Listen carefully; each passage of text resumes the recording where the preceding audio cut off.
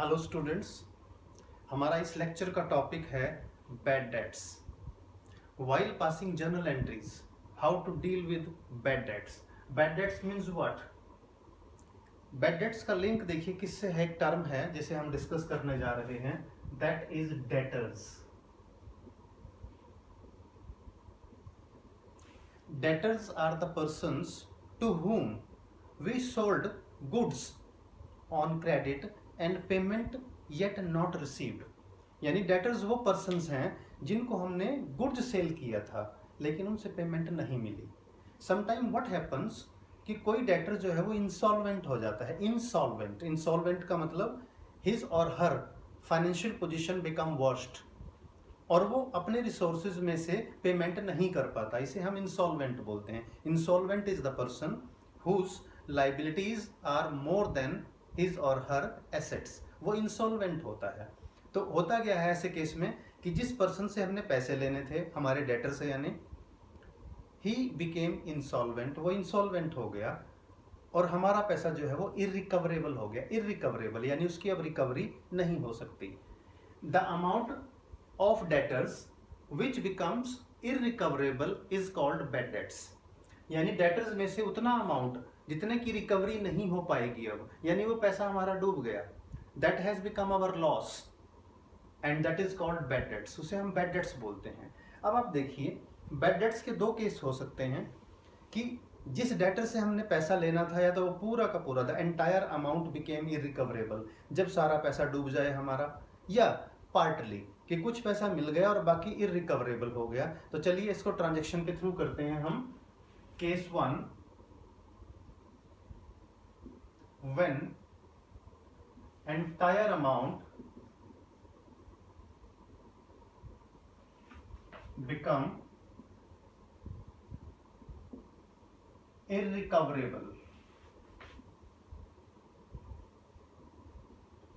यानी डेटर से जो पैसा लेना था वो सारा का सारा हमारा डूब गया, इरिकवरेबल, उसकी रिकवरी नहीं हो पाएगी।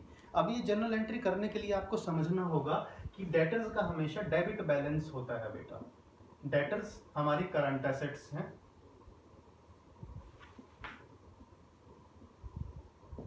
इनका डेबिट बैलेंस होता है। डेबिट बैलेंस कैसे, इसको समझाने के लिए मैं आपको जर्नल एंट्री पास करके दिखाता हूं। जब हम किसी पर्सन को क्रेडिट सेल करते हैं तो ये एंट्री होती है, देखिए बेटा, पर्सन का अकाउंट डेबिट यानी debtors account debit to sales account. Person का नाम भी लिख सकते हैं, पर्सन का नाम नहीं है तो डेटर्स अकाउंट डेबिट, यानी डेटर्स का देखिए डेबिट बैलेंस होता है, डेटर्स डेबिट होते हैं, इसलिए बोलते हैं डेटर्स का डेबिट बैलेंस। अब इसका एंट्री में कैसे बेनिफिट होगा, हमें याद रखिए डेटर्स हमारे डेबिट हुए थे और इसमें से कुछ पैसा इरिकवरेबल हो गया, डूब गया। जितना अमाउंट हमारा इरिकवरेबल होगा उतने अमाउंट से डेटर क्रेडिट हो जाएंगे बेटा, यही समझाना था मुझे आपको। अब आप देखिए इसकी हम जनरल एंट्री कैसे पास करें। When entire amount becomes irrecoverable, तो हमारा सारा इसमें दो ट्रांजेक्शन आ गई। देखिए, एक तो हो गया बैड डेट्स, दो अकाउंट आ गए, one is bad debts and second debtors. जिनसे हमने पैसा लेना था देखिए उनका अकाउंट अब राइट ऑफ करना पड़ेगा, यानी बुक्स से कैंसिल करना पड़ेगा, उनसे आगे हम पैसा नहीं ले सकते। तो हमारी जनरल एंट्री क्या होगी, देखिए बैड डेट्स हमारा लॉस हो गया और ये पर्सनल अकाउंट है डेटर्स। लॉस हमारा नॉमिनल अकाउंट है तो लॉसेस डेबिट होते हैं और डेटर्स का अकाउंट हमें कैंसिल करना है बुक्स से, वो पैसा नहीं दे रहे हैं। Their account will be written off, written up होता है लिखना बेटा, और रिटन ऑफ का मतलब लिखे हुए को कैंसिल कर देना, कैंसिल कर देना, दैट इज रिटन ऑफ। तो डेटर्स डेबिट थे, अब पता है इनसे कुछ पैसा तो मिलना नहीं है तो पूरा का पूरा अमाउंट क्रेडिट कर दिया जाएगा। तो हमारी जनरल एंट्री हो जाएगी bad debts account debit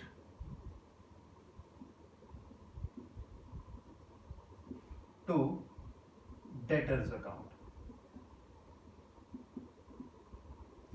This will be the journal entry when entire amount to be taken from debtors becomes irrecoverable, becomes bad, यानी अब ये पैसा नहीं आएगा। बैड डेट्स डेबिट किए हैं क्योंकि लॉस हो गया और डेटर्स अकाउंट हमने बुक से राइट ऑफ कर दिया, इसका डेबिट बैलेंस था उसे कैंसिल करने के लिए हमने इसको क्रेडिट कर दिया। अब हम केस 2 लेकर चलेंगे बेटा। केस 2, when partly amount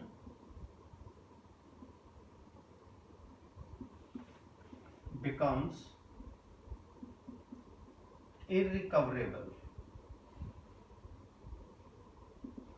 यानी डेटर्स से जो हमने पैसा लेना था उसमें से कुछ तो मिल गया और बाकी का बैड डेट्स हो गया। फॉर एग्जाम्पल, मान लो बेटा जिससे पैसा लेना था 60% रिसीव्ड, यानी ये तो कैश आ गया हमारे पास। 40% इररिकवरेबल, यानी 40% डूब गया, हमारा लॉस हो गया। और डेटर्स अकाउंट हम राइट ऑफ कर देंगे बुक से, डेटर्स अकाउंट रिटर्न ऑफ, इसे राइट ऑफ बोलते हैं। तो हम सिचुएशन या केस कौन सा लेकर चल रहे हैं, जब जिस डेटर से हमने पैसा लेना था ही बिकेम इंसॉल्वेंट, हमें 60% पैसा मिल, यानी कुछ पैसा मिल गया और बाकी का पैसा बैड डेट्स हो गया, बाकी का पैसा डूब गया। तो इसमें 3 अकाउंट्स इन्वॉल्व होंगे बेटा। 1 is cash, second bad debts, and third debtors account. देखिए, कैश इज कमिंग इन, चाहे 10%, 20%, 60%, जितना भी पैसा आ रहा हो, कैश इज कमिंग इन। तो हमारी जनरल एंट्री हो जाएगी कैश अकाउंट डेबिट। कैश एक रियल अकाउंट है, डेबिट व्हाट कम्स इन, इसे डेबिट करेंगे। बैड डेट्स अकाउंट डेबिट, जितना भी हमारा पैसा अब रिकवर नहीं होगा यानी लॉस हो गया, बैड डेट्स जितना पैसा डूब गया उसको डेबिट करेंगे। ये नॉमिनल अकाउंट है। Cash real account, bad debts nominal account, और डेटर्स के पूरे अमाउंट से उसे क्रेडिट कर दिया जाएगा to debtors account. Debtors account हमने पूरा अपनी बुक से राइट ऑफ कर दिया, यानी कैंसिल कर दिया, क्योंकि इस पर्सन से जितना पैसा आना था वो आ चुका, अब बाकी का पैसा रिकवर नहीं होगा। So his or her account will be cancelled, जिसे बोलते हैं return of from the books of accounts. तो ये ट्रीटमेंट था, देखिए बैड डेट्स का। मैं दोबारा बता दूं आपको, अगर सारा का सारा पैसा हमारा डूब जाए तो bad debts account debit to debtors या पर्सन का नेम। अगर हमारा पार्टली पैसा डूबे यानी कुछ पैसा मिल गया और बाकी का इररिकवरेबल हो गया, डूब गया, तो हमारी एंट्री होगी cash account debit, bad debts account debit to debtors account. अब इसी में बेटा एक केस और लेकर चलेंगे हम साथ साथ। ये तो था बैड डेट्स का केस, एक केस और हो सकता है, वो है बैड डेट्स रिकवर्ड। यानी अगर हमारा बैड डेट्स का अमाउंट जो हमने बुक्स से राइट ऑफ कर दिया गया था, कुछ टाइम बाद वो पैसा हमारा रिकवर हो गया, जिसे हम बोलते हैं bad debts recovered. Bad debts recovered. इसका मैं आपको थोड़ा सा बेसिक भी बता दूं। जिस पर्सन से हमारा पैसा डूबा था, may be the person is very honest, future में उसने और मेहनत की, उसका बिजनेस फिर से अच्छे से चलने लगा और उसने हमारा डूबा हुआ पैसा वापस कर दिया। This is just to make you understood about this सब टॉपिक। तो इसे बोलते हैं बैड डेट्स रिकवर्ड, यानी वो पैसा जिसकी हमें उम्मीद नहीं थी, वो तो हम बैड डेट्स मान चुके थे, लॉस, अब उसकी रिकवरी हो गई, it will be treated as gain, इसे गेन माना जाएगा बेटा, नॉमिनल अकाउंट। तो इस केस में बैड डेट्स रिकवर्ड में 2 अकाउंट होंगे बेटा, 1 is cash and second is bad debts recovered account. Cash देखिए हमारी एसेट है, बैड डेट्स रिकवर्ड हमारा गेन है, एसेट रियल अकाउंट है, and this is nominal account. Cash is coming in, you know that debit what comes in, इसे debit करेंगे। और bad debts recovered क्या है, हमारा गेन है, यानी डूबा हुआ पैसा, लॉस कन्वर्ट हो गया गेन में, जिसकी उम्मीद नहीं थी, एक्सपेक्टेशन नहीं थी, वी रिसीव्ड दैट अमाउंट। तो ये नॉमिनल अकाउंट है, गेन है। और नॉमिनल अकाउंट का फॉर्मूला क्या है, रूल क्या है, credit all income and gains. तो इस तरह से हमारी जर्नल एंट्री होगी cash account debit to bad debts recovered account. This will be the journal entry.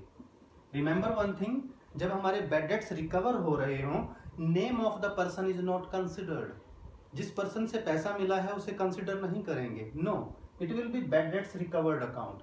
ये हमारा नॉमिनल अकाउंट है, ये हमारा गेन था। तो इस लेक्चर में हमने डिस्कस किया बैड डेट्स, जब सारा पैसा हमारा डूब जाए। सेकंड, पार्टली बैड डेट्स हो जाए और पार्टली पैसा मिल जाए। और थर्ड हमने डिस्कस किया है बैड डेट्स रिकवर्ड अकाउंट।